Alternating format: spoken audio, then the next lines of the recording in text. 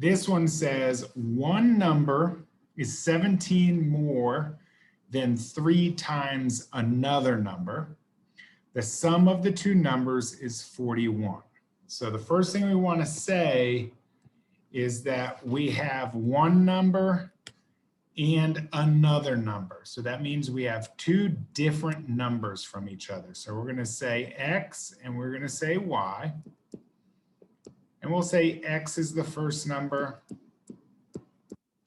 and Y is the second number. Okay. And what you can start to figure out is that there are there's two sentences in there that are going to tell us the two separate equations. So the first equation we get is going to come from this section right here, where it says one number is 17 more than 3 times another number. Okay. So some words in here that we can use to help us out is the word is. And is means in math equal. Okay. We have the phrase more than, which means addition. And then of course we have the easy word that some of you may have identified as times, and that means multiply. So if we were to assign a variable, so we'll say one number, we'll call that one X. So we can say X is, which is equals 17 more than, or 17 plus 3 times the other number, 3 times Y. And that is going to be that green section right there. Okay, and I should even put that in there. So that's coming from the green section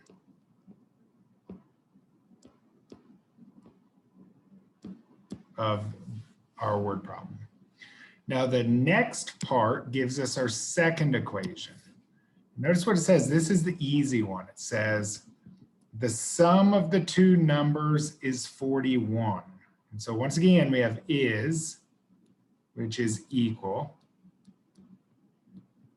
and sum, which is another word for addition.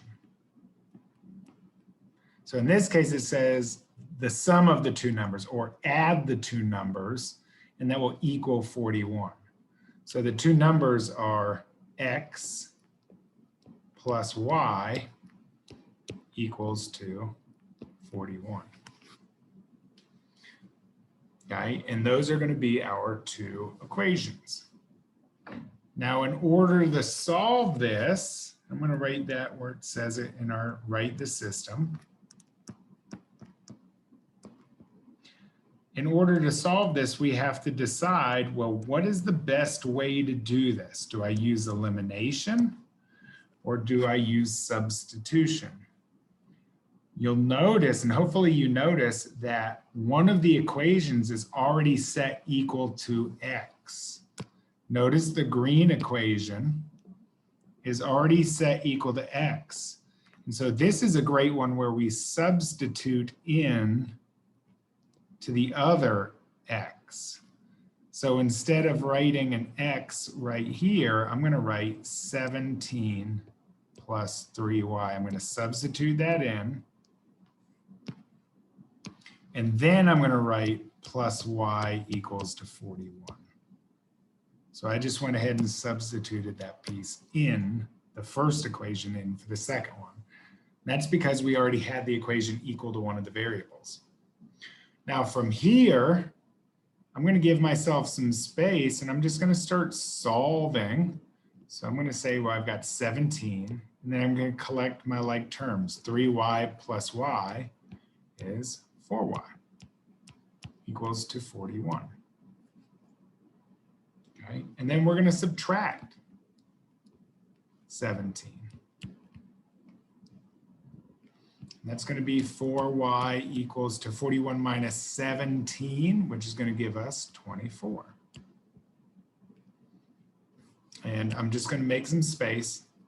Bring that right here so I have some more space because I'm running out. And I'm going to take 4, I'm going to divide it by 4. Y equals to 6. Now that tells us this second number is 6. Okay? We still need to find the first number. So we're going to pick one of the equations. And of course, I am going to go to the easiest equation I can use. I'm going to take the x plus y equals to 41, and I'm going to solve for x because that's the one we're missing. I'm going to say x plus 6 equals to 41. And then I'm going to subtract 6. X equals to 41 minus 6, which is 35. Okay. Once I have that, I'm going to come over here and I'm going to plug in from least to greatest. The answer is 6 and 35. Okay.